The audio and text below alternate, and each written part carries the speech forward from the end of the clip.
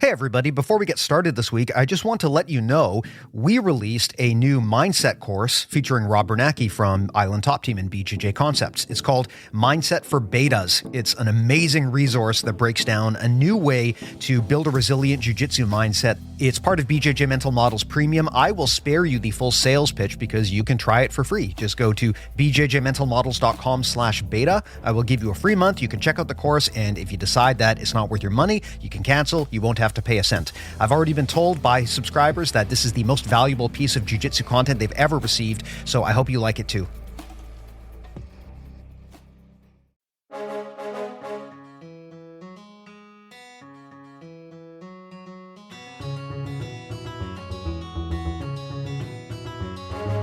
Hey everybody, welcome to BJJ Mental Models, episode 385. I am Steve Kwan, and BJJ Mental Models is your guide to a conceptual and intelligent jiu-jitsu approach. And we're talking about third places here today. I've got Justin Relph on the line from Jiu Jitsu Invermere, a fellow British Columbian. Justin, how's it going?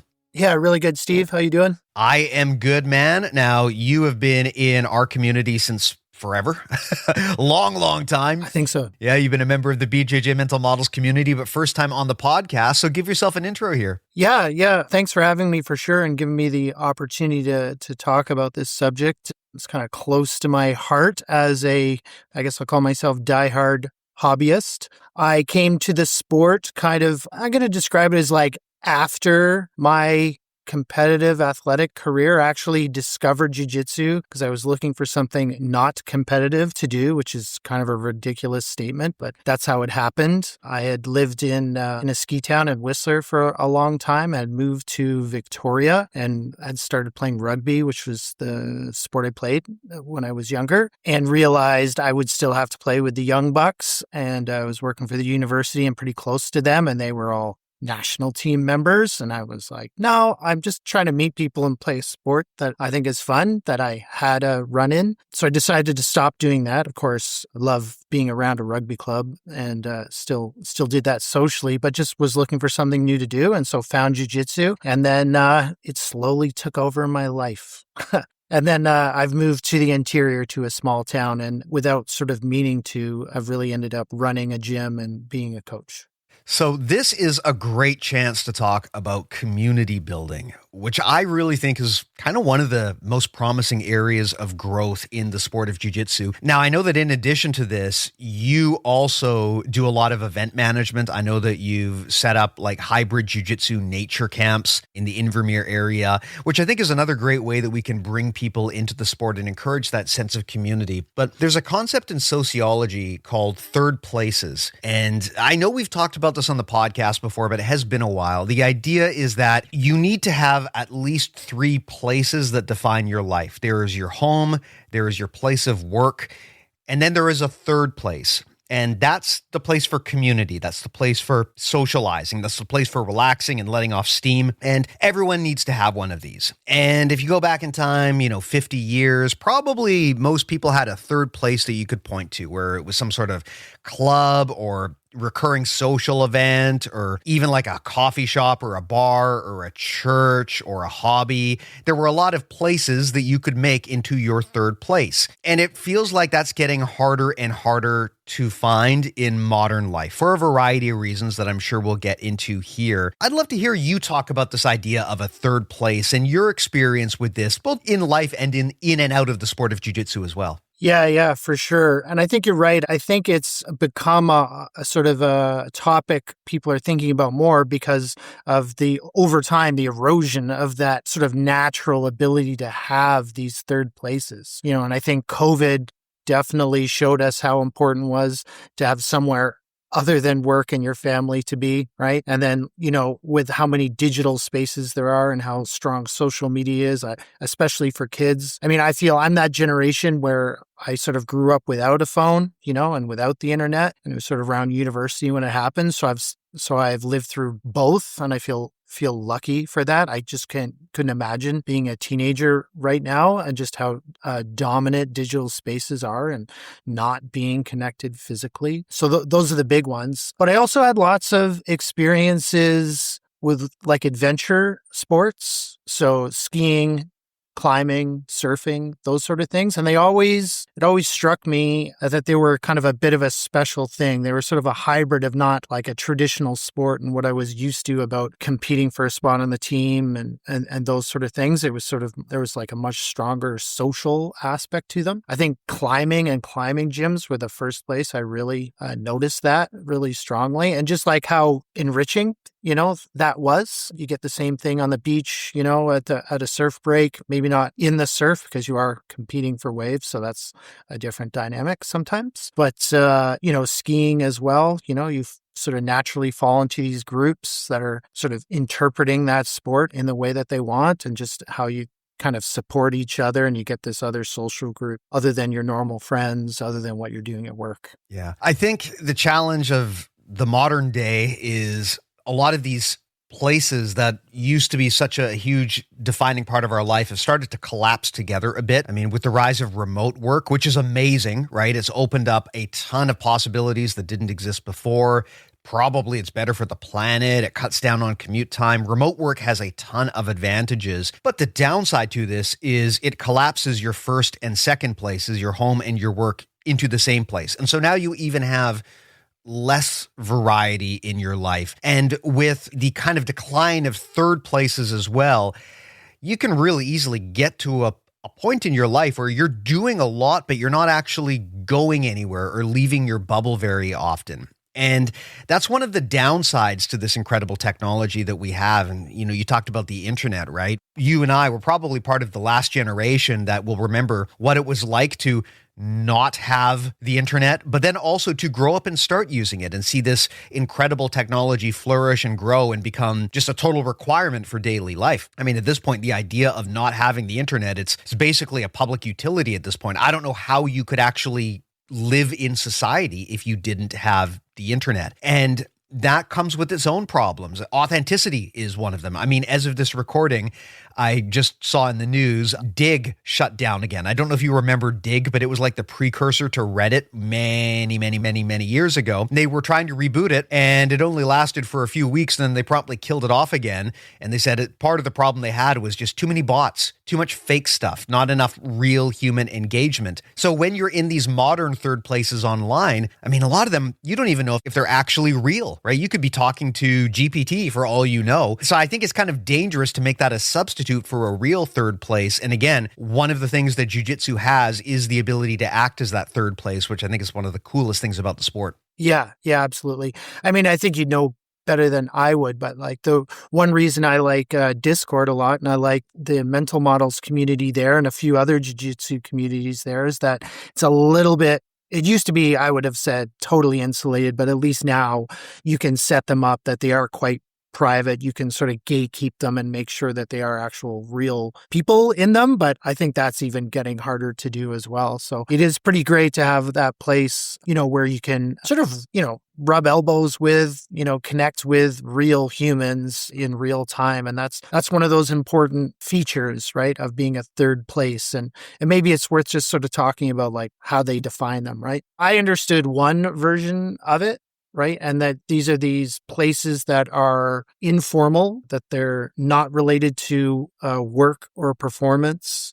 They're sort of foster like a hybrid identity where you can become something other than what you are in those other two places. That's kind of where I first encountered it. And then I realized there's another kind of version of that, which is more sort of societal, maybe political in nature, or geographic as well, where it's more about what you would think of as a good traditional coffee shop that's sort of in the center of town that has lots of space to hang out. It's not a transactional place where you're getting your coffee and running away, where you're like sitting down for a drink, that you might just have casual encounters with other people. The post office used to be sort of considered that sort of place as well. And I think that's like a little less to do with jiu-jitsu, but is another version of it. Yeah. It's just interesting to see how our social expectations have evolved, even in my lifetime, as a parent. The expectations around parenting and getting your kid out there are very different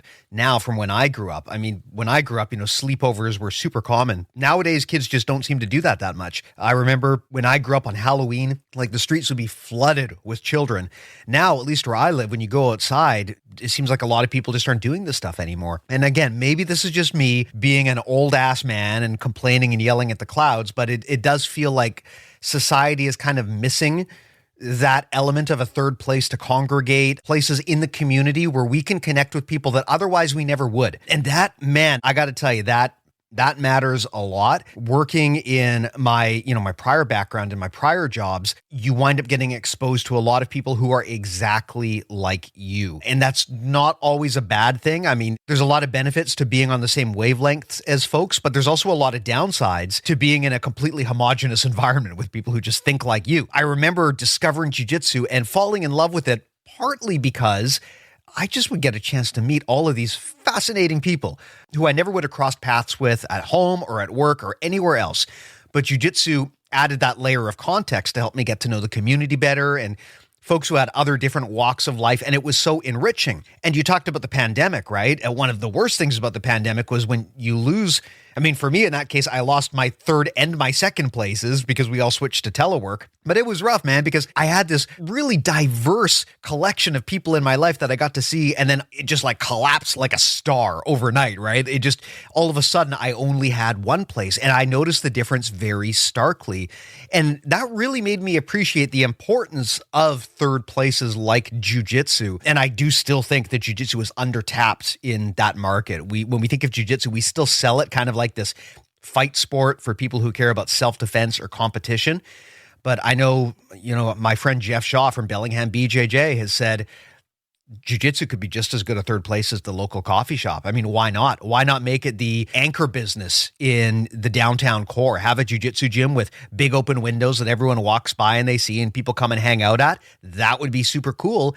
And I don't see many people doing that yet. I would love to see more of that. Yeah, you're absolutely right. And, I remember, it just prompts to remember this, while I was skiing, I did the free ski circuit sort of very badly, just like well enough that I could go to resorts and ski around with these absolutely outrageous skiers, and have some fun. I was like never going to win one, but I was very happy to be there with them. And I think we were in Nelson and we discovered this place. It was like a taco shop, but also an indoor skate park. And then also coffee shop and lounge. So these three activities were happening all at once. Oh, and I think they had some like retail in there as well. But like people were just like hanging out in there. So maybe you're coming for a coffee and maybe you ended up talking to someone who was on their skateboard or, in the shop, that did like ski and skate stuff. And it was just the coolest thing. And I didn't realize it then, but now that we're talking about it, I was like, that's kind of the model you're talking about. And it was just the greatest thing. And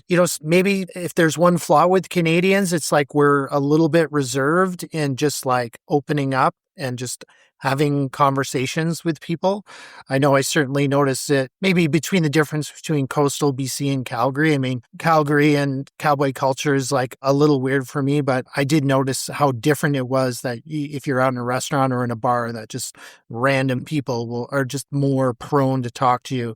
And I guess they're a little bit more American in that way. And as general as Canadians, it's like maybe we need a little poking, we need a little shared experience to start talking to strangers a little bit. And just as you say, jiu-jitsu is a great way to make that happen. Well, I love that point because I agree with you. Sometimes some of us do need a bit of a poke or a prod to get us to engage socially, especially those of us who are more on the introverted or analytical side. And I mean, look, this is jiu-jitsu. We know that the majority of people in this sport have some degree of social awkwardness. And if not for jiu-jitsu, they probably wouldn't talk to anybody outside of their family, right? So I love that jiu-jitsu forces us out of our comfort zone to meet new people, because if not for jiu-jitsu, man, I don't know where I would do this. I don't know where else in my life I would have this experience where I can go and just kind of connect with people I never met, I otherwise would have no reason to talk to. The challenge I've found as I get older and older in life is I had spent the vast majority of my first 30 or 40 years on earth trying to optimize things, right? How can I make better use of my time? How can I eliminate distractions, get more done with less? And so a lot of things that seemed frivolous or unnecessary, I kind of cut out just to focus on the work and to focus on what I needed to get done. And that's good up to a point, but then you realize you can really optimize and squeeze all of the juice out of life in a way that makes it really not fun, right? I mean, if it gets to the point where if you're just focusing on your work, man, that's going to suck the joy out of life pretty quickly, because even if you love your job, it's still kind of a facade around what really matters in life and is truly important. I mean, unless you're doing something that's truly aspirational, like working at a soup kitchen, it's hard to work in a job and really feel like this is fulfilling all aspects of my life, including my social and psychological needs. Jiu-jitsu, though, does allow you to do that. And just because of the kind of awkwardness that a lot of us have, I feel like jiu-jitsu is the thing that pushes so many of us out of our bubble and turns us into real human beings who can talk to other people. Because you're right, for a lot of us, I mean, we probably avoid interaction with people we don't know or don't have a reason to talk to. And that just takes so much of the richness out of life if you refuse to talk to people that you don't know.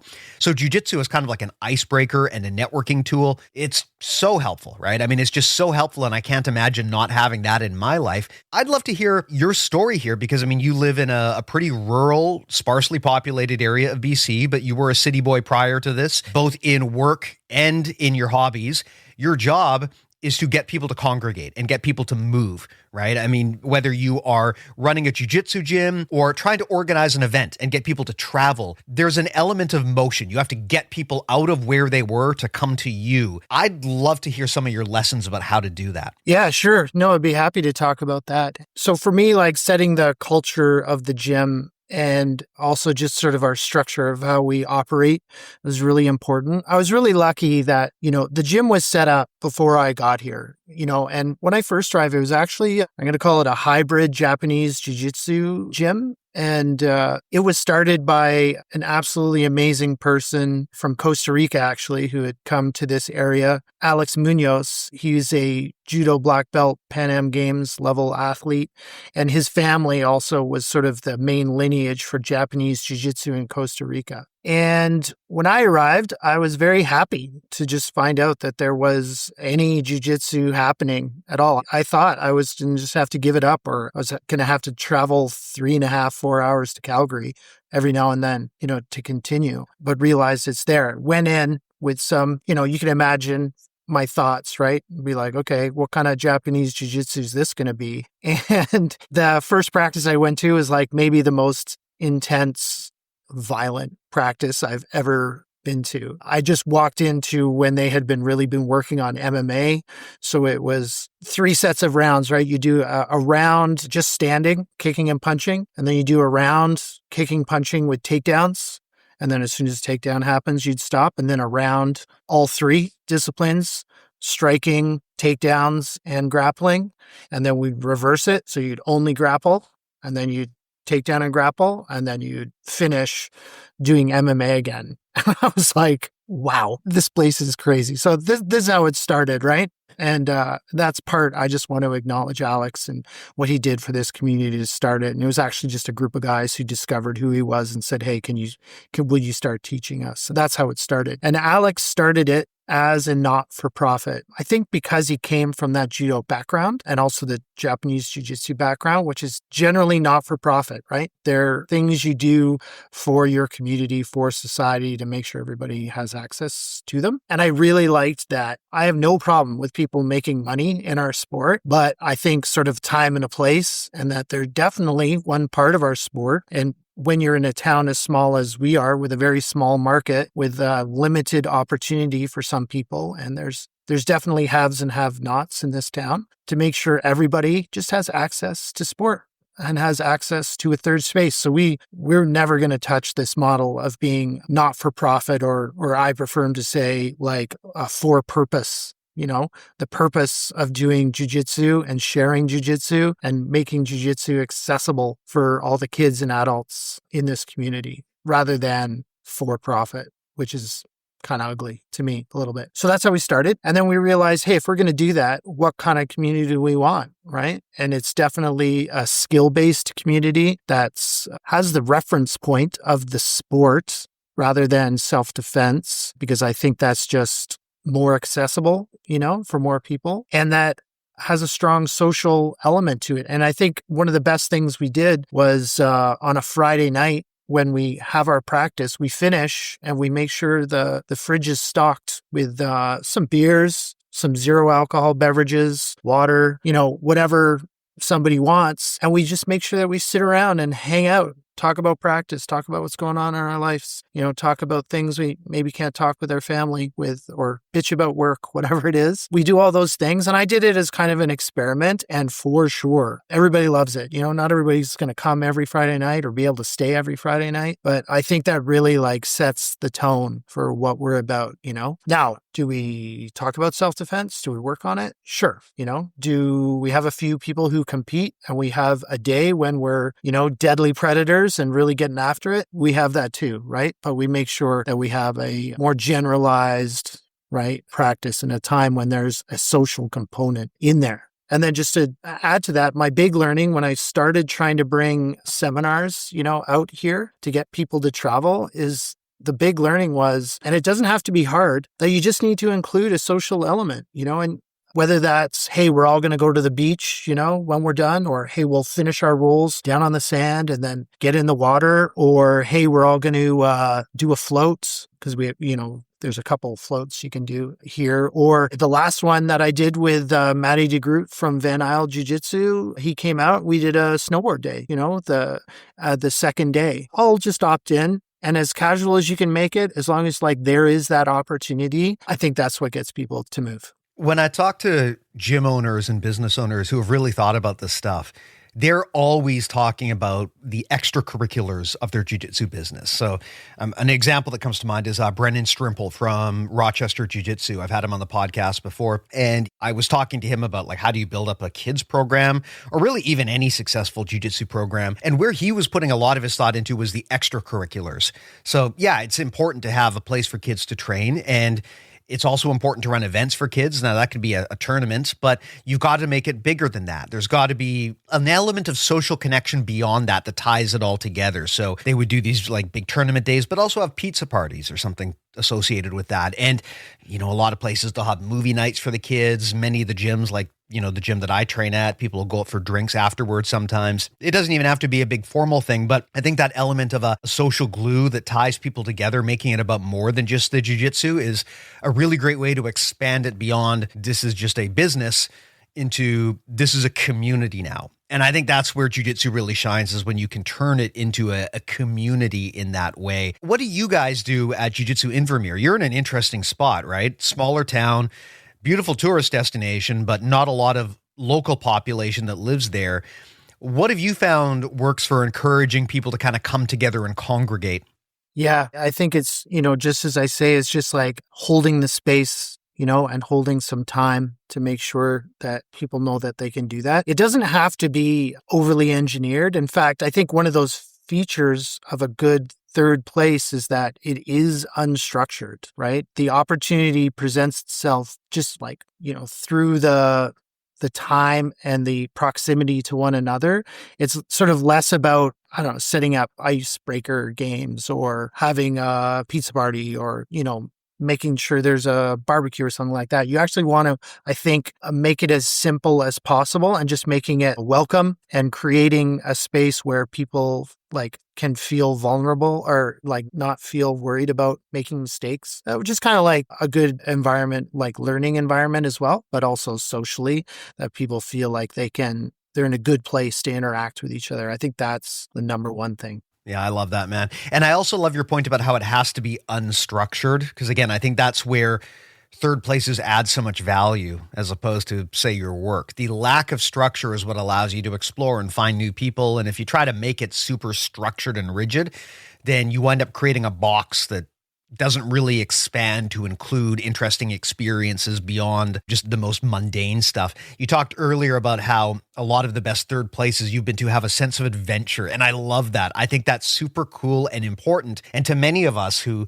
live kind of boring office jobs, jiu-jitsu is our sense of adventure. It's the weird thing that we do that's adventurous in a way. And that's, I think, maybe another thing that people get out of third places. It can be the place you go to be adventurous and to do things that don't cleanly fit into a modern life. Having that kind of outlet is so cool. And to me, that's what jiu-jitsu has always been.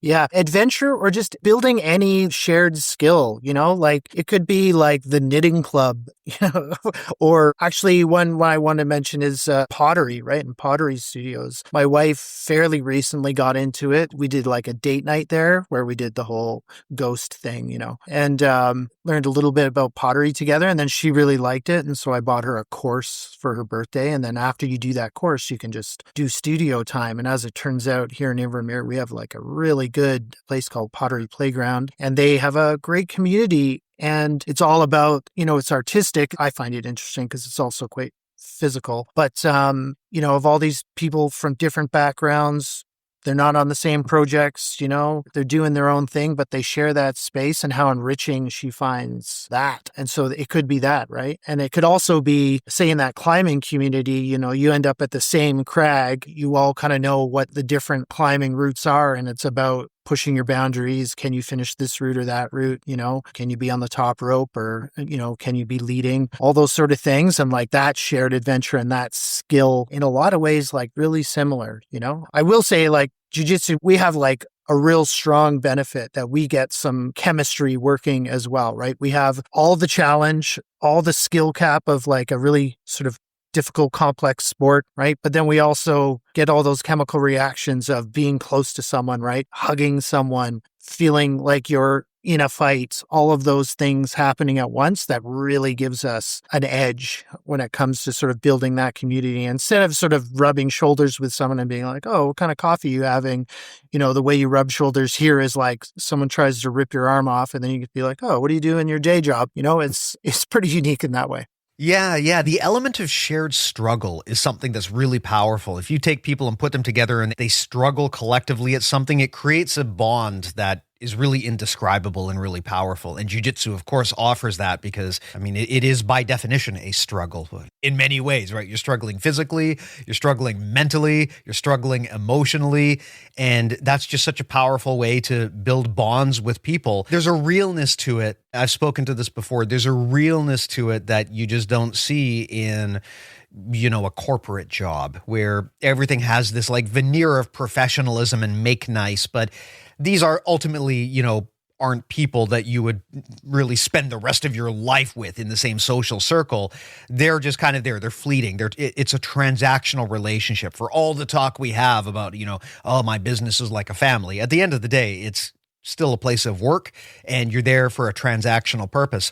Whereas jiu-jitsu is a bit different. And you do see these long-term relationships, grow out of that. If I look back to my life, most of the people that I met through my second places, I considered them my friends at the time, and I liked them well enough. But as soon as I left that job or, graduated from that school, I fell out of touch with those people almost immediately because there was really nothing binding us together except for circumstance.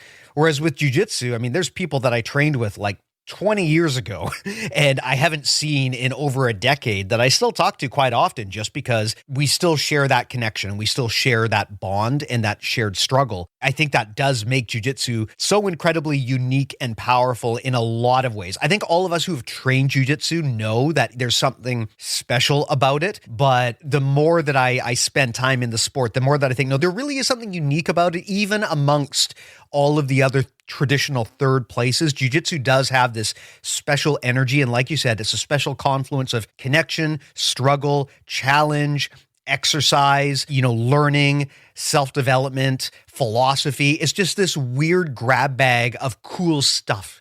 And most of the other third places don't even have all of that. Yeah, no, absolutely. Absolutely. And, it made me think, we just sort of both talked about how how strongly a jiu-jitsu experience can map onto a third place. But I think there are some considerations about how you can sort of start steering away from it. And I don't mean that to say it's better or worse, but just, the audience and even ourselves aren't 100% clear that there are some different structures that can happen. And it does depend on what culture you have at your gym, what your goals are for a gym, to be able to say, hey, that this is very much a third space and we're doing all those things that we want. Or if it's something a little bit else, something, say, closer to a workspace. And if it's okay, I wouldn't mind talking about that for a few minutes. Please do. So I think the best one, we just went through it, right? And then I think that experience we just talked about really maps onto that sort of beginner's experience or hobbyist's experience, right? When it's really just sort of learning the ropes, immersing yourself in this new skill with these other people are sort of also doing that, right? And that's perfect, right? That works out really well. But as we sort of ramp up the sport side of it to be a more, say, competitive gym, right? Then those structures start changing a little bit, right? You're going to be more focused on strong performances, right? About just winning and being a little bit less open to failing and error and exploration, right? The more you're doing competitive matches, right? And you're going to have a stronger pecking order structurally of who's the best and who isn't, right? And that starts coming away from being what we're talking about as a third space. I don't mean to say this is bad at all.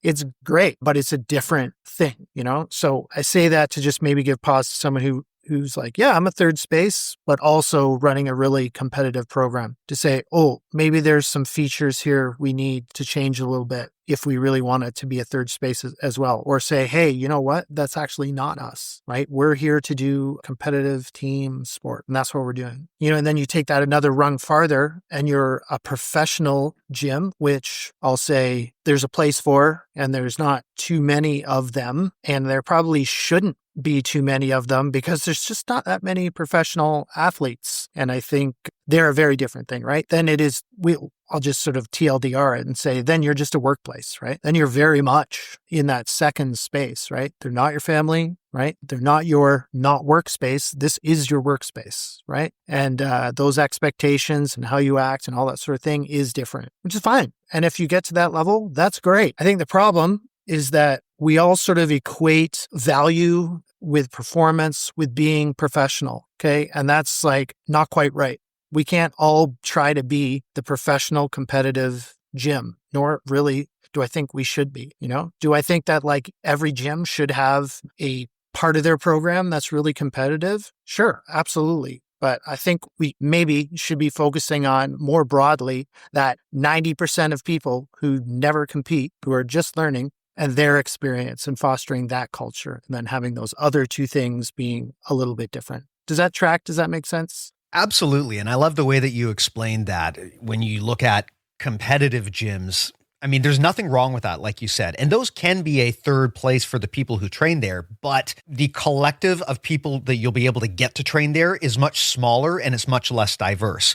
I mean, if you are running a competitive gym, just by virtue of the fact that it's a competitive gym, you're probably not going to get many people over 30 into the gym. Whereas I think the magic of jiu-jitsu really unlocks as a life pursuit. And that's where the hobbyist and the casual gyms really find their footing and add a lot of value back to society. So again, nothing against the competitive gyms, but when we talk about third places, their ability to impact the community at large is kind of restricted to maybe young athletes who take this super seriously, and they will eventually age out of it, right? I mean, you see this in wrestling where maybe your wrestling club is your third place up until your 20s or your mid-20s, but once you age out of that, there really isn't a place for you anymore. You've kind of been evicted from your third place. You've aged out of it. Whereas jiu-jitsu doesn't have that ceiling. You can keep staying involved in the sport in some capacity pretty much forever, which is one of the things that I love about it, right? I mean, you've got super young, promising prodigy athletes in the sport, all the way up to the old coral belts who are still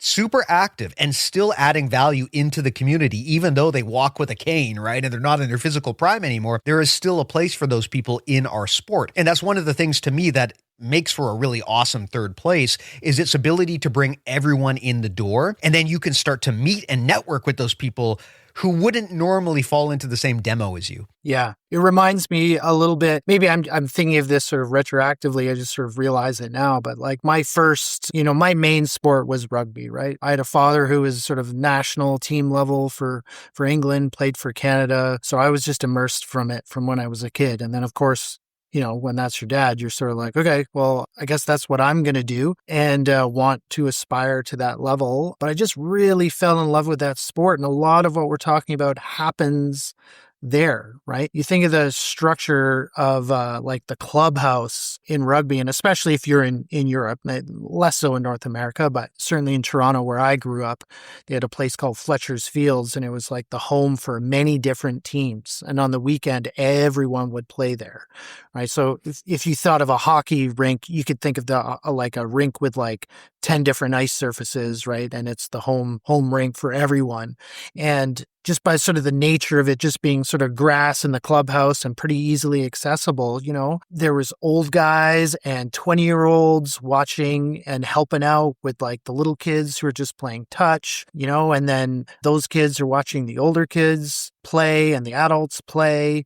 And then the people who are past their competitive prime or just want to take it easy can play for the old guys. And then everyone who, like, whether they play or not, is all in the clubhouse, and they're in, basically a pub, mixing and mingling, watching the games, encouraging each other, including the opposite teams. And that was just like the best.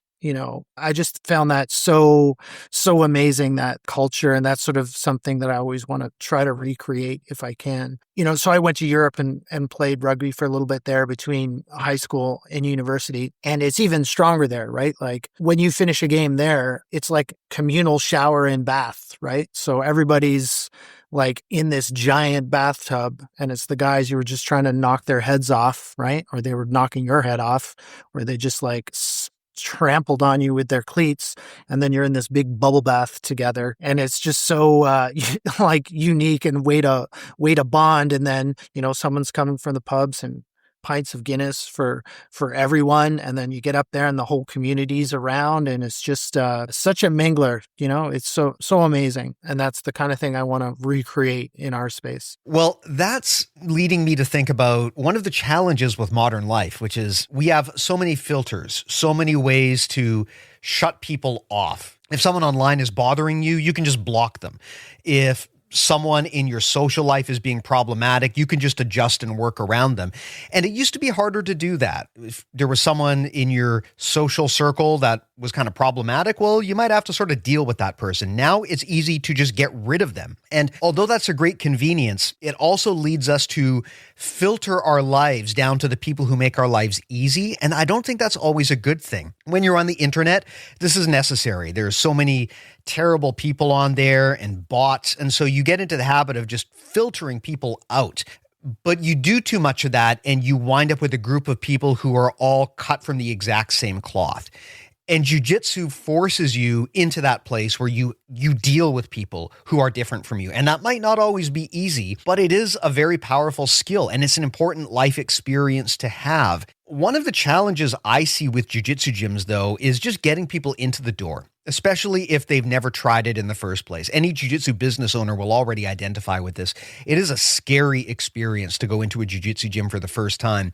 So convincing people to come in and try things is a challenge. And if you are trying to make jiu-jitsu a third place, then you want to have a lot of eyes on your business. You want to have a lot of people coming into the door to at least ask questions. What have you found works well for getting people to engage with the sport when maybe they haven't ever done that before? Yeah, that's a great question, and you're absolutely right. I can remember so many of your podcast guests talking about, that sort of cycle of getting people in and what it's like trying to just sort of talk to people and get them to sign up. And wow, I lived all of them now for sure. There's a couple of things, right? Like, I don't think unless you like have that space that you described where you're on Main Street, where there's big glass windows or even an open space, there's somewhere where people can just easily come and observe. then it's always going to be hard. That people are always going to have some notion in their mind of what they're getting into, right? Hey, I'm going into Fight Club. Oh, these are UFC guys, like, whatever it might be, right? Oh, we're, bunch of martial arts weirdos, whatever it is. So I would say if you can, and as you mentioned, I think it was Jeff Shaw who's done this, is like being on the main street, having windows, having accessibility is number one. And if you can't do that, I think number two is maybe trying to show the culture on your Instagram, right? Ways that people are going to search you and discover what you're about. And just so that they can get a sense of what the community is like before they get there. So I know for me, nobody needs to see a 50-some-year-old guy show a berimbolo, I'll just put on, I don't know, some clip of your brother doing a berimbolo. Although I know he doesn't berimbolo much anymore. Or like, oh, I'm talking about some technique from the mount. Maybe I'll get a Hodger Gracie clip rather than me. But instead of doing that sort of thing, just trying to have like clips of people rolling or chatting after the class or talking about their experience so they can, somebody who's thinking about coming in can replace those preconceived notions that they have, with some other ideas, I think is a good way to go about it. The next thing would be, having some structure for onboarding, which is, I guess, easier said than done. On one side, like there's some structural things you can do to make onboarding really good, right? Make sure it's simple for them to sign up, that their questions are answered about what they need to bring, what they need to expect, what's going to happen in their first class, all of those sort of things. But the part that I, pardon the pun, grapple with right now is just like what their first experience of the actual practice is. And, I'm an eco bro, so it's going to be live right away, but just trying to find that right scale, that it's at the right challenge point, and that it also is giving real context to what this sport of trying to immobilize each other so you can break their limbs or choke them out is about, in a way that's not overwhelming. And like, I think that is actually quite hard and what I think about most, right? I think of mostly the people who I'm with are brand new or don't come that often and aren't competitors. So trying to figure out how to challenge without overwhelming and be realistic and keep it skill-based without making all of that too much is really where I'm thinking mostly these days. I like the point you brought up about the optics of this and making sure that, hey, look, if you're going to put imagery up on social media or on your website, try to make it reflective of the customer experience and not your idealized version of jiu-jitsu. We've recently shot some business content with Elliot Marshall from Easton Training Center. One of the things that he discussed is how if you want to have a website that has broad spectrum appeal and gets regular people into the gym, that's got to be featured on the website. If you've just got these like ultra athletes from, screenshots and photos from jiu-jitsu competitions where they're trying to murder each other on the mats, that is not going to be compelling to the average person. The average person isn't looking for that experience. Now, maybe they'll grow into that as they fall in love with the sport, but very few people start jiu-jitsu wanting to be a jiu-jitsu competitor. Most of them don't even know the options. They don't know what ADCC is or what the IBJJF is or any of that. So it's up to you as an instructor to figure out how to meet people where they are and speak to them in their language. And that means, putting a real humanistic touch on your stuff, right? You want to show people having fun at jiu-jitsu, not trying to kill each other, unless you are, like you said, specifically focused on creating a hyper-competitive jiu-jitsu club. But if you do that, you're basically leaving 80% of your clientele at the door, if not more, right? So there's that side of it as well. Something on that note that people have suggested as well is to take jiu-jitsu to where people are, not to wait for them to come to you, but to bring jiu-jitsu to them. Is there a way that as a jiu-jitsu club owner, you can get jiu-jitsu into places that it wouldn't normally be? Like, I don't know, if there's some sort of city market going on or event, can you bring jiu-jitsu there? If there's something happening at the park, can you bring some mats and set up an area and just have an open rolling space where other people can see what you're doing? You don't always have to wait for people to walk into the door, especially in a community. Getting jiu-jitsu out into community places is one of the best forms of advertisement that you can have. Many gym owners focus obsessively on things like their Facebook and Instagram advertisements or their Google ads. Well, that can help, but relying on that by itself is probably not great. You're likely going to have better results if you go out and engage with the community. So I think that there are ways that you can bring jiu-jitsu out to the broader masses, even if that just means that your jiu-jitsu club sponsors other events or has a showing at places, or you get to be known as kind of the guy who runs a jiu-jitsu gym and is also involved in a bunch of community activities. So it doesn't have to be a one-way thing where you funnel people into the gym. You can also bring elements of jiu-jitsu culture out to the community at large, much like how the Gracies originally did it back in the day, right? They didn't wait for people to come to them. They went and brought jiu-jitsu into the broader world. And we can think of our third space in the same way. We can bring jiu-jitsu to other people by engaging with the community around us. Yeah, I think you're spot on with that. And, we've, in our case, in the summers, which are, very busy here, right? We go from being 3,000 to 5,000 people in maybe not the town, but like the region to, 30, 50,000 people. And the beaches here in the lake are the big draw. Well, as well as the mountains and the mountain bikings. But, for most people, it's the beach. And we've just gone down and not done something overly engineered, like a demo or hey, we're going to be down on the beach, come try it or anything. We just go, hey, let's set up some mats, bring some snacks. Let's just have a day at the beach.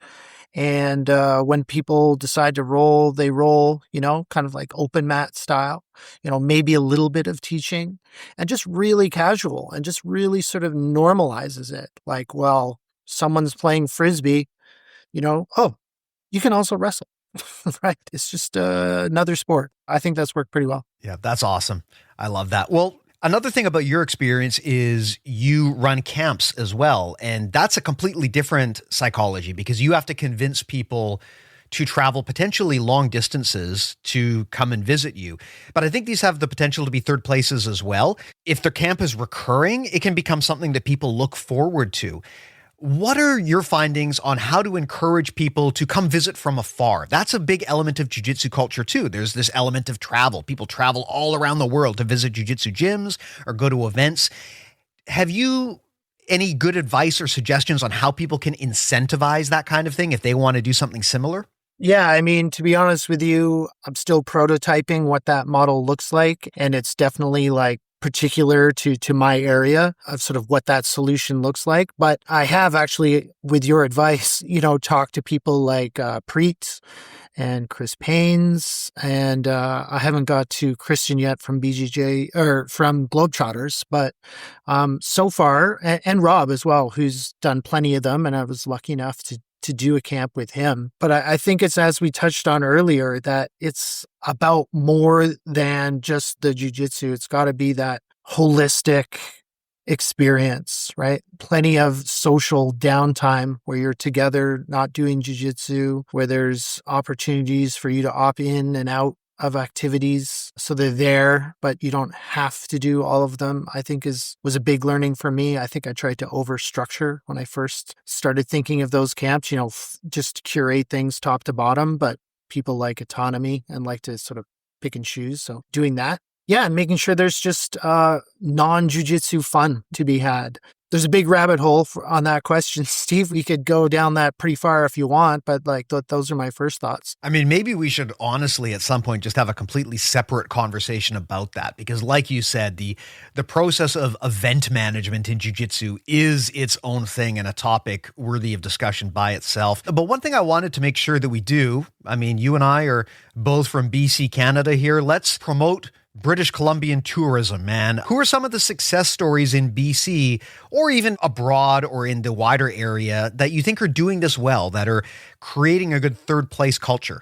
Yeah, for sure. I've got a few thoughts on that. One is I mentioned him, Matt de Groot, and his brother Jean-Marc de Groot, who are Philippe Matos black belts, and they run Van Isle Jiu-Jitsu. Their gym is sort of 400 or 500 people strong right now. Their third space, and now it's a pretty great place because they have been into sauna culture for a long time. So they have a nice sauna, and without going down that rabbit hole, just the physical side of it, of being able to get a sweat and some heat after a training session is just the best thing ever, and such a great place to decompress, with other people you've been training with.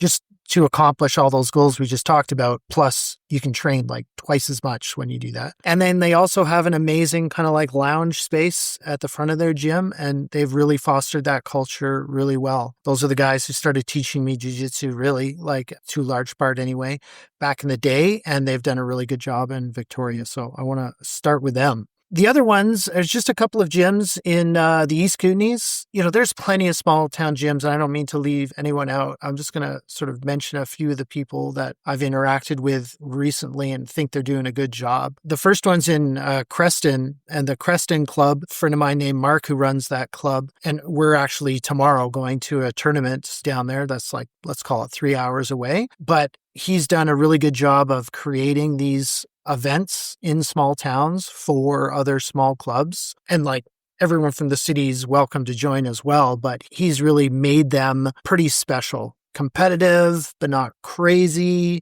really sort of focused on the athlete experience. He's got great commentators.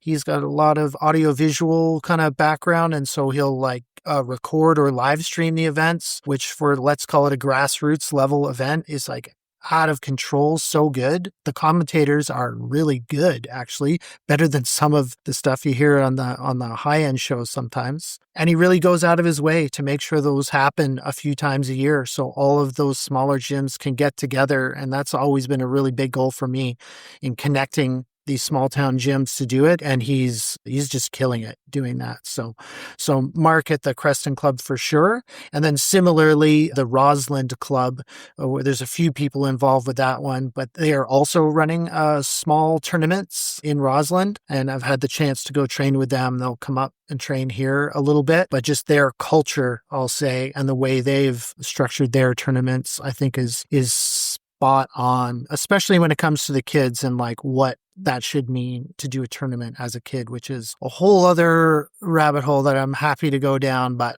we'll see if I have time for that. Yeah, and those I think are the three that I wanted to mention. You're making me think of something here, which is that if I look back at some of the most fun I've had when it comes to traveling for jiu-jitsu, it's not going to the big obvious places. It's just little trips that I went on where I was heading somewhere and I just looked up the jiu-jitsu gyms in the area and I just visited a bunch of them.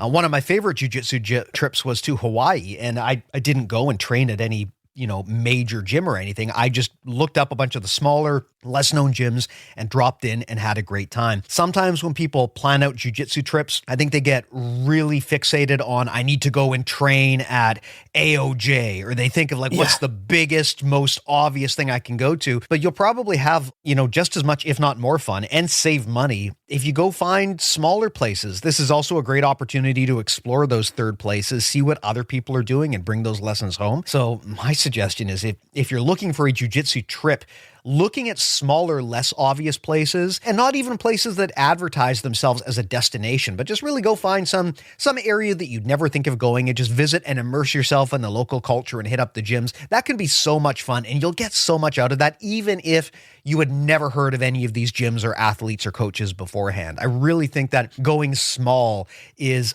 underappreciated in jiu-jitsu. Everyone always wants to go big and go to the most famous place. Man, sometimes you're going to have a much better time and learn more going to small places instead. Oh yeah. And isn't this exactly what you want out of a third place, right? Where it's like, hey, I have this interest. I'm in some random place. Who knows where you are? Mexico, Hawaii. I had a great experience in Portland when I was visiting that city. And instead of being like, oh, let's check out the local coffee shop, I was like, you know what? I can go to a noon class at this gym. I don't know. I just looked up. It's kind of close by. They seem cool. I'm going to try it. And it was exactly as you described. Such an amazing experience. I think they were the ones actually who they wouldn't let me leave until I had a beer with them. It was like on a Friday afternoon, midday class. They were actually all Hawaiians who had moved to the mainland, and they were all really wrestling based crew, and they were tough, but they were like the nicest guys I've ever met. And just like out of the blue, I was like, oh, okay.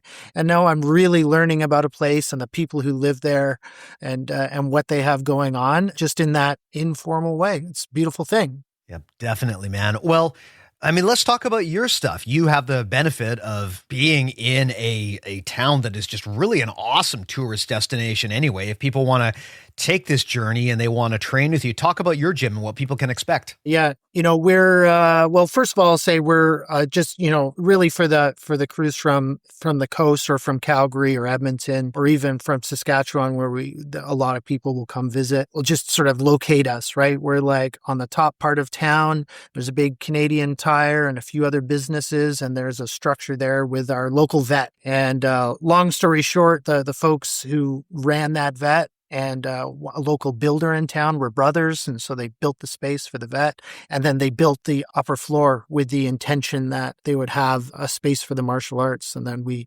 filled that. And so I think I hold the distinction of being maybe the only gym that shares a space with a vet clinic, maybe, which is a little weird at times, but for the most part, it's just pretty amazing. And so that's where we are. So if you're going to come to town and, need to make it easy. So when you get away from your family for an hour or two to come train, that's where you're going. And then inside, we're really blessed to have like a really nice big mat space. All of our classes are CLA based, although let's have the shortest podcast ever on this.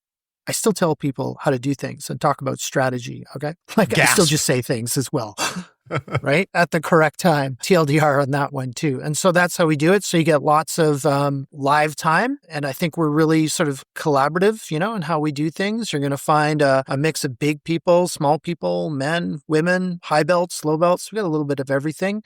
And most importantly, like we just really, really love visitors and just we understand it. We're a little resort town. We know what that means to be on vacation. And so if you decide to come here and you're going to spend 2 hours of your vacation, away from your family, or sometimes we get whole families to come by, you're going to be welcome and you're going to have a good time and you're going to be safe. And, I'll do my best to take you back and choke you out in the friendliest way possible. Nice. Well, maybe talk a little bit about the town too, because people might not be familiar with Invermere. I mean, if they're looking to travel, it's probably good to explain to them what the place is all about. Yeah, fair enough. When I moved here, I'd never heard of Invermere either. It was funny. I was working for IntraWest at the time, and Panorama, the local ski resort, it was part of that network at the time. And it's sort of just worth mentioning, I was sort of in that event marketing niche. Like that's what I've done for my life. So I know a fair bit about, destination marketing and event marketing in a few different ways. So if anybody is interested in those topics and ever wanted to reach out, I'm certainly happy to talk about those subjects with anybody who's developing their own businesses or thinking about that. But Invermere is maybe better known as Panorama, right? As the ski resort. And so that's an all season resort, great mountain biking in the summer. Their big claim to fame is they have some great outdoor heated pools right at the base. So you can finish your skiing or biking or hiking and get straight to the pools. Pretty cool spot. And then we have Lake Windermere, which is the first large lake where you can put a boat in coming from Calgary. So we have a lot of families who have that sort of ski, I guess it's mostly like wake surfing these days on the lake and then just coming to enjoy the water. And so that's what we're all about. We are an hour and a half north of Cranbrook. That's probably the closest airport. Or if you need a bigger airport, that would be Calgary. And we're, let's call it 3.5 hours. So it depends how the mountain passes are to get to us. And you come through Banff, Lake Louise, and Kootenay National Park, which is like a spectacular drive in itself. Sometimes I can forget and you can just think of sort of it being a hassle. But for a lot of people, that's going to be like a highlight of their life to do that drive and maybe stop in Banff and stop in some of the hiking you can do. And then, get to us and enjoy what we have here. Yeah, I'm obviously pretty biased, but British Columbia, Canada is an awesome place to visit, and we love to have people up here. So, man, if you're looking for a vacation destination, I can't recommend it enough. If people missed it from earlier, what's the name of your gym again, and how can people look you up online? Yeah, we're Jiu Jitsu Invermere, and the best way to look us up online is we have Instagram and Facebook, which is both Jiu Jitsu Invermere, but we now have a pretty good website as well, and that's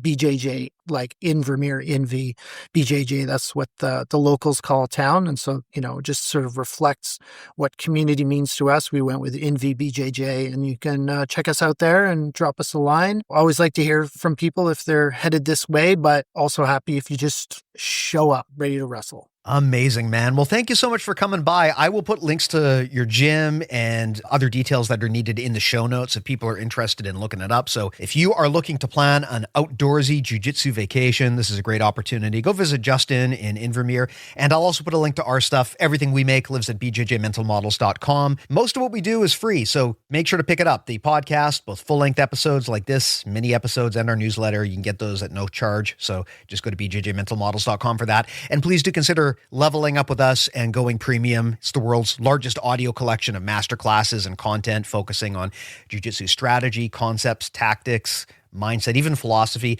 things that tend not to be handled well in other traditional instructionals. I'm really happy with the resource, and hopefully you will be as well. The first week is free, so you can check that out at bjjmentalmodels.com, as well as Justin's stuff. But Justin, thank you so much for coming by, man. This is a cool chat. Yeah, thanks for the conversation, Steve. I really appreciate it. Thank you. Appreciate you too, man, and appreciate the listeners as well. We will talk to you soon. See you then.